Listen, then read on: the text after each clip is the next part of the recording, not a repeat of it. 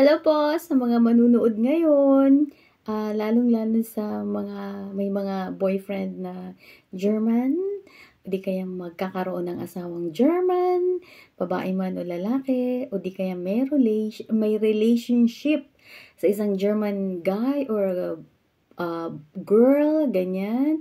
Itong topic ko na ito is about attitude ng mga German. Kung totoo ba, kung legit ba, or sabi-sabi lang. Pwede kong i-share sa inyo yung aking experience dito kasi medyo matagal na rin naman ako dito sa Germany. Almost 15 years na akong nag-stay dito. So, medyo marami na akong alam kung totoo nga ba ang attitude ng mga German na ganito, ganyan, yung mga sinasabi natin dyan sa Philippines. Shout out sa mga Filipinos! Of course, love na love ko kayo. Pilipina pa rin ako, no? Kahit nandito na ako sa Germany. I mean, yung citizenship ko is German, but then, in my heart, I'm still a Filipina. Siyempre, no, hindi pwedeng i-change yan ng ganun-ganun lang. Okay, ang topic ko is about ano ba ang mga attitude na dapat or di kaya magiging aware tayo na hindi tayo mabibigla kapag nandito tayo papunta or pupunta sa Germany. Lalong-lalo na nga doon sa mga magpapakasal or may boyfriend na German or di kaya may relationship sa isang German na nasa Philippines or kung saan man kayong panig ng ating mundo na wala pa kayo sa Germany is ano-ano nga ba para medyo may kaalaman tayo ng konti. Ang una-una kasi yung narinig ko noon na bad ba yung mga German? Kasi 'di ba yung mga sa history ng World War II na nangyari dito sa Europe, lalong-lalo na sila, ng mga Germans ang nag-lead noon sa war, is totoo ba na masama yung ugali nila? Alam mo yung ganun, matapang, ganyan kasi si Hitler, ganyan. But anyway, hindi yan dito binabanggit yung pangalan, ganyan. Kasi medyo sensitive sila. Hindi sensitive, kundi ayaw na nilang balikan yung ganung klaseng sitwasyon. So, totoo ba na ganun? Ang gusto ko lang i-share is salamat naman sa asawa ko. Hindi siya ganun. Baliktad. Hindi siya masama yung ugali, ganyan yung matapang, hindi ganun, baliktad. Malambing yung asawa ko. Buti na lang, kasi kung hindi siya malambing siguro wala na rin ako dito sa Germany. Bumalik na ako sa Philippines kasi ayoko rin ng ganung attitude. Then anyway, yun na nga, hindi lahat, okay? Lalong-lalo na yung mother-in-law ko, napaka-loving niya. Tapos yung mga sister-in-law at saka brother-in-law ko, napaka-bait nila, yung family ng asawa ko. So, hindi totoo yung attitude na matapang ba or masama yung ugali. Meron dito naririnig ko sa ibang friend ko ng mga Filipina, yung kanilang mother-in-law, ganyan. Siyempre, depende kasi yan kung anong year siya ipinanganak, kung natapat ba dun sa after World War I or after World War II or before World War II, yung mga ganun. Naintindihan ko yung ganyang attitude nung ako'y naging caregiver dito sa Germany. Tapos, every year meron kaming pinag-aralan namin kung bakit gano'n ang attitude ng mga sa Home of the Aged. So, medyo naintindihan ko yan. So, may mga ganun talaga attitude, pero sa akin, sa part ko, sa experience ko, wala naman akong nakitang na-experience na ganun. Lalong-lalo na dun sa family ng mother-in-law ko, yung kanyang sister-in-law, yung mga sisters niya, I mean. Ayun, hindi sila ganun. Very friendly sila. So, hindi lahat May mga iba siguro, pero yung mga nai-encounter ko dito, hindi masama yung ugali. Pero, ito yung totoo. Ito yung totoo. Kuripot ba ang mga German? Well, sa experience ko din, yes, kuripot sila. Hindi kuripot na hindi sila nagbibigay talaga totally, kundi, kasi question mark sa kanila kung magbibigay sila ng pera. Ano ba ang kailangan mo sa pera? Kasi hindi sila yung di ba tayo mapagbigay? Sila hindi. Talagang, tinatanong nila, kasi importante sa kanila yung, ano ba ang gagawin mo sa pera? Bakit ka, halimbawa, manghihiram ka ng pera. Anong gagawin mo sa pera? Ba't ka manghihiram ng pera? So, ibig sabihin lang, hindi sila giver. Hindi sila yung mapagbigay o eto tulong ko sa'yo. Hindi sila ganun. Kasi sa kanila dito, may dahilan naman kung bakit sila ganun na pera nila is pera nila, pera mo is pera mo. So, totoo yan na may pagkakuripot talaga sila. So, expect mo na yan kapag meron kang na-meet na German guy or boyfriend mo, ganyan, hindi matulungin, ayaw magtumulong sa family. Experience ko din yan. It takes long years for me and my husband to understand bakit kailangan kong tulungan yung family ko doon sa Philippines, dyan sa Philippines, or di kaya, bakit kailangan tulungan ko yung nanay ko? Nanay ko ang buhay, yung tatay ko wala na kasi bago pa ako pumunta dito, namatay na siya. So, pinaintindi ko sa kanya. Pero it takes years. Kasi kailangan, hindi lang pagpapaliwanag mahabang pagpapaliwanag. At kailangan makita niya talaga kung bakit. So, nalaman niya mga ilang taon pa. Mga 5 years to 6 years bago niya naintindihan na kailangan kong tumulong sa nanay ko. Also, ang ugali pa ng isang German, ng mga German, kumbaga guys, sila yung mga straightforward talker.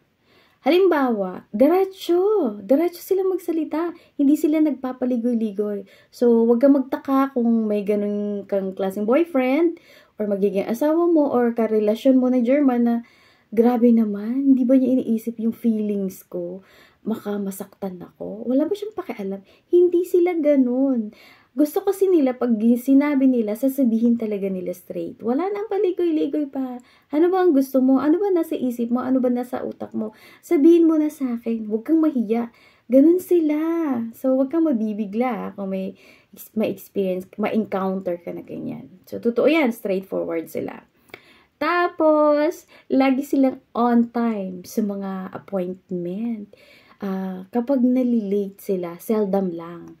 Mostly talaga lagi silang on time or advance sila sa mga event, ganyan, or meetings, or di kaya, kasi lahat dito appointment. Ito pa ha, lahat dito kapag nagpunta ka sa Germany, lahat appointment. Kailangan muna magkaroon ka ng appointment schedule bago ka pumunta. Kahit niya sa kapitbahay namin.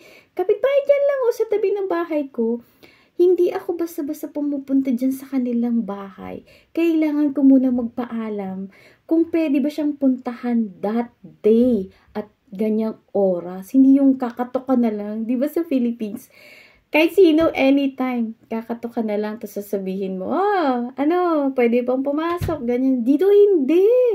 Kailangan mo magsabi ng, kailan ka pupunta at anong oras ka pupunta. Kasi kailangan nandyan din siya sa bahay niya. Kahit wala silang trabaho, may mga tao dito na walang work, akala mo nasa bahay lang sila. Hindi ganun. Meron din silang mga appointment. So, kailangan intact kayong dalawang nagkakasundo na pupuntahan mo siya sa ganitong oras at ano yung dahilan bakit ka pupunta sa kanya kahit kapitbahay mo pa. Okay? So, kailangan appointment schedule talaga. Lalong-lalo na sa doctor. Lahat kami dito may family doctor. Ibig sabihin ng family doctor is doctor ng asawa ko.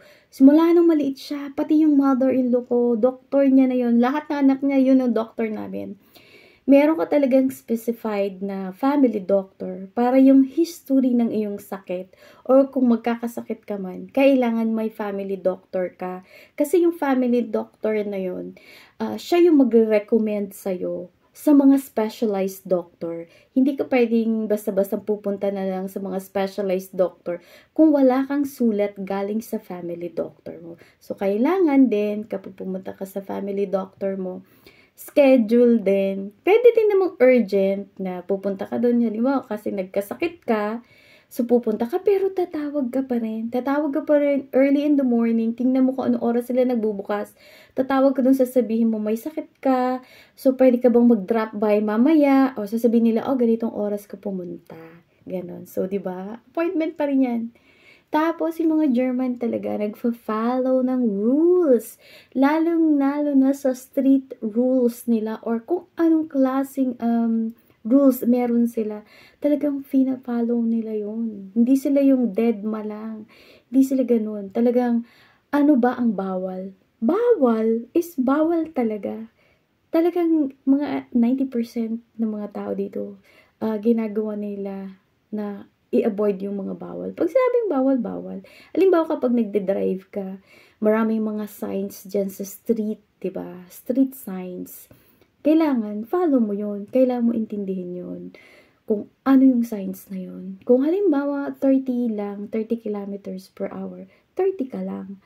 Hindi ka pwedeng mag-40, hindi ka pwedeng mag-50 kasi meron dito mga radar na na camera, mga hidden cameras kung saan nila nilalagay. Tapos yun, pag hindi ka nakasmile sa camera, tapos na may charge ka na kasi overspeeding. Kahit lang, 10 kilometers or 5 kilometers lang yung overspeed mo. May charge, malaki. Diyos ko, dahil ako na-charge ako niyan. Yung ko na ulitin. Kaya lagi akong aware sa street signs. Yun. Tapos halimbawa, yung mga lockdown noon ng natin, ng corona, talagang hindi sila lumalabas. Bawal. Lang, by telephone lang talaga. So, follow the rules. Ganyan ang mga Germans. Tapos, ang nagustuhan ko din dito sa attitude nila is, hindi sila nagja-judge. Wala silang judgment. Wala siyang judgmental kind of mind setting. Yung, halimbawa ako may vitiligo, ayan yung skin ko pumuputi na, parang si Michael Jackson. Kung sa atin to, Diyos ko, grabe na yung discrimination kasi, alam mo, sa Philippines, hindi na, kasi Filipina ko, alam ko yun na judgmental talaga. Hindi naman lahat, pero mostly, na kapag nag-iba na yung mukha mo is, uy, ba't ganyan yan? Ba't ang itim-itim? O ba't ganyan? O, mo yung skin ko. Ganyan. May white spot. Tapos may brown spot.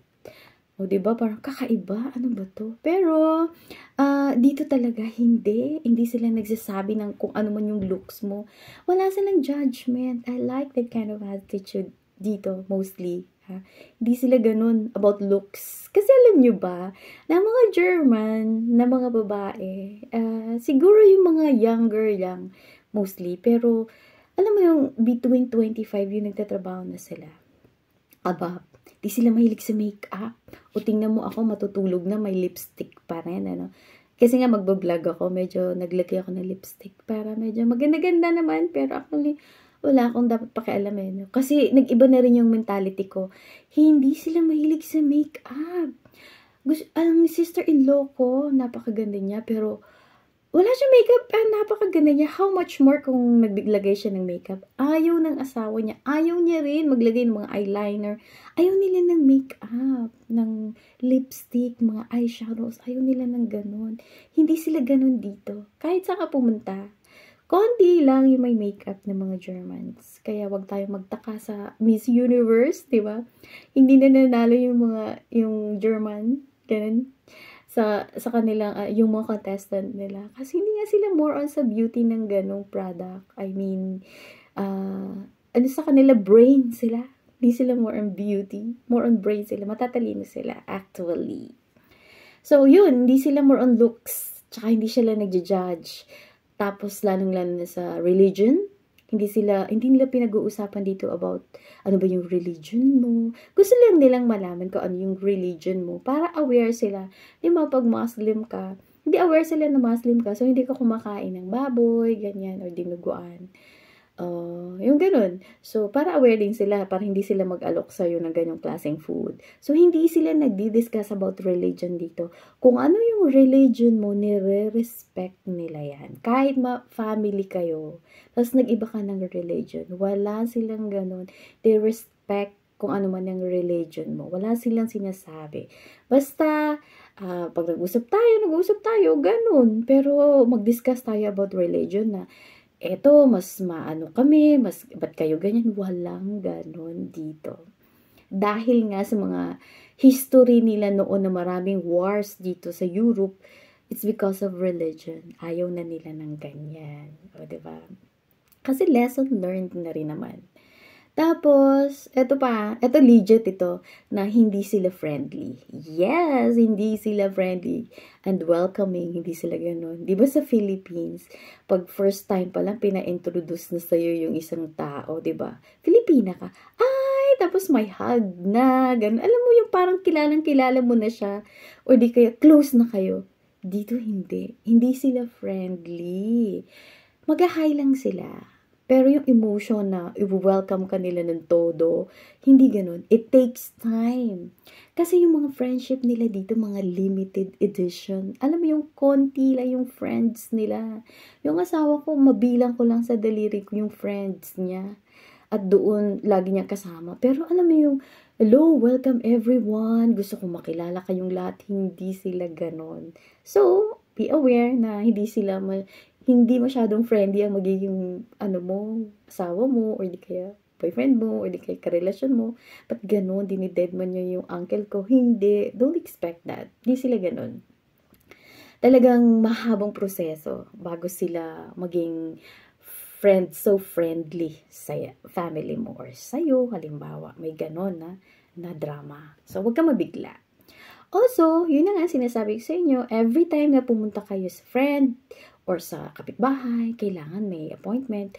At kung may party, may invitation yan. May invitation card na isi-send sa inyo kung invited kayo. Hindi kayo pwedeng mag-gate crasher doon na halimbawa, ako in-invite mo ko. Tapos ngayon i-invite ko rin yung isa kasi nga kilala mo yun. So, halika, sama ka doon sa di ba? Kilala mo yun. Pwede sa atin yung gano'n, di ba? No questions asked. Okay lang. Dito talaga hindi pwede. Pag ikaw ang in-invite, ikaw lang. Pag sinabing asawang babae lang. Hindi mo pwedeng dalhin yung asawang mong lalaki kasi ikaw lang invited. Limited lang kasi yung pag-i-invite din nila dito. Hindi bonggang-bongga. Halimbawa, pag nag-birthday sila, kailangan nilang malaman kung ilang tao ang pupunta para sa preparation ng mga foods and drinks and table and chair. Kung gaano kahaba yung table, kung ilan yung chairs, kung ilan ang uupo, ganon. So, kailangan nilang malaman kung sino ang pupunta o di kaya ilan ang pupunta. Limited nga ang party nila dito. Alam niyo yung party nila, like birthday, 20 packs is madami na yun. Sa atin, hindi, konti pa lang yan. 50 and above, diba? Pero dito sa Germany, madami na yun. Marami na silang i-entertain. Sobrang na sa kanila yan. Stress. So, mga 10, happy na yan sila. So, invitation, expect mo na yan. Hindi rin sila nagpapautang. O, diba? Sa atin, pwede ba umutang? 500, ganun. Walang ganun. Hindi ka utang kasi mahihiya kang umutang. Hindi sila pala utang. Ayaw nilang umutang sa tao. Kapag umutang ka, kailangan sa bangko. Hindi ka pwedeng bastang-basta ka nalang uutang. At tapos kapag inutang mo, babayaran mo. Sasabihin mo kung kailan mo babayaran at anong oras mo babayaran, ihahatid sa bahay niya. Kailangan nandun din siya. Ganun dito. Kaya totoo, legit na hindi sila pala utang. Yun. Pero maganda din naman yun, di ba? Kanya-kanya nga, di ba? And speaking of kanya-kanya, kanya-kanyang kayo din dito. Kung may trabaho ka, may trabaho ka. May trabaho siya, may trabaho siya. At kung ano man yung trabaho mo, walang pakialaman. Halimbawa, ikaw sa hotel ka lang, tapos siya doctor. Sa atin talaga, wow, si Doc, ganun, malaking na yun, proud tayo. Kasi binabayaran natin yung school natin dyan sa Philippines kaya proud tayo. Mahal kaya yung tuition fee. Dito, wala dahi. Hindi, oy. Kaya pag sinabing, doctor, yun lang. Pareho lang naman kasi tayo. Kasi dito sa kanila, pantay-pantay. Pareho lang tayo nagtatrabaho at nagbabayad ng tax. So, hindi sa kanila big deal. Sure, we respect them kasi doctor sila, no? Pero hindi talaga, Diyos ko, lalagyan mo ng upuan, bibigyan mo ng upuan kapag nasa event kayo, tapos i-entertain mo talaga kasi doctor siya. Walang ganun. Pareho lang kayo, mag-uusap lang kayo ng kahit na anong topic. Hindi rin ganun kayabang, hindi sila mayabang dito. Tapos, na-experience ko yan dun sa, sa cousin ng asawa ko. Meron siya sariling eroplano. Ano ba yan? Airplane talaga. Pang skydiving. Business niya. Hindi siya mayabang. Kahit yung asawa niyang doktora ang asawa niya. Wala, invited kami lagi dun sa party nila, grill party. Ayun, every year, family grill party. Pero hindi sila mayabang talaga. Siya pa nga yung nagsiserve sa akin. Sila pa yung nagsiserve sa akin. O, diba sabi ko, dati waitress lang ako dyan sa Boracay. Ako yung nagsiserve. Ngayon, sila yung nagsiserve sa akin. Doktor pa. Ba, may sarili pang airplane, diba? Pero hindi, alam nyo ba, mayaman man o mahirap, dito pare-pareho lang. Wala nga mahirap eh. Wala nga akong nakitang mahirap eh. Dito sa banda sa akin, wala. Siguro sa mga big cities, may difference. Pero dito kasi wala eh. Wala akong nakita. At saka kahit doktor or kahit engineer, ganun. Malaki yung bahay nila. Sobrang. Pero hindi sila mayabang. Very accommodating pa nga eh. Kaya kasi wala sa kanila yun. Kasi alam din nila na ikaw nagbabayad ka rin at ako nagbabayad din ako ng tax ko. Pare-pareho lang tayo, di ba? Tapos yun na nga, speaking of na hindi sila focus on sa religion discussion, wala sa kanila yun, they respect your religion. And legit din ito, na ang mga German is more on private life. Ayaw nilang pinapublic yung kanilang life. Katulad ng mga TikTok, katulad ng mga, ito sa YouTube, ganyan. Hindi sila nag-i-expose na kanilang mga activities dito. Mostly kami lang, mga Asian, picture-picture kahit saan. Dito talaga, mga Germans na pure, ayaw nila. Gusto nila, private lang. Ayaw nga nila magkwento. Alam nyo ba yung chismis dito? Mga chismosa din naman sila. Pero yung mga may edad na. Kasi alam nyo ba kung saan sila nag-chismis? Sa sementeryo. Bakit sa sementeryo? Ganito. It's so funny kasi yung mother-in-law ko, kasi yung sementeryo nila dito parang garden. Yung tinataniman mo ng bulaklak every summer, winter, tapos kahit nga winter mayroon eh. Tinataniman ng mother-in-law ko. Tapos doon sila nagmi-meet ng kanyang mga kabatch na buhay pa. Doon sila nagchichismis sa sementeryo. Kilala nila kung sino yung nakalibing doon. Tapos kung anong nangyari, doon sila nag-update. Tapos pag pumunta dito yung mother-in-law ko sa bahay, naku, ang dami na yung chinichismis sa amin. Yun pala, nahagilap niya doon sa sementeryo sa kausap niya kung sino man yun. O, alam niyo ba kung sino yung namatay dito noong ganyan kasabihin namin? Hindi namin alam, ma. Bakit pa? Saan mo ba nalaman? Ayun, kausap po si ganyan doon. Kanina napunta ko sa sementeryo. Nako, ayun doon na naman kayo. O, diba? Sosyal. Ang sementeryo dito hindi kinatatakutan, kundi parang park. Talagang maaaliw kayo, napakalinis, napaka-organized. Yun pa, speaking of very organized ang Germany. Lahat, halos, very organized sila. Kaya, alam mo na, kung ikukumpara sa lugar natin, medyo asenso talaga sila dito. Kasi very well organized sila. So, kung may mga plano ka sa buhay, kung i-organize mo yan, di-organize, di ba maganda? O, di ba? Ganun sila dito. So, very organized, but private sila. Mostly private life. Ayaw nila i-expose yung kanilang activities. Nag-share lang yan sila ng story kapag merong gathering, halimbawa family gathering. Doon sila nagkakwento saan kami pumunta, saan sila nagbakasyon, experience nila yung ganitong hotel, ganun lang sila. Pero yung ipopost nila sa Facebook, hindi sila ganun. Kaya nga ako medyo naglaylo din ako. Kasi iba na rin yung attitude ko na ata ako sa kanila. Pero kung minsan kasi maganda na din, huwag mo na lang i-expose na kung saan ka pumunta.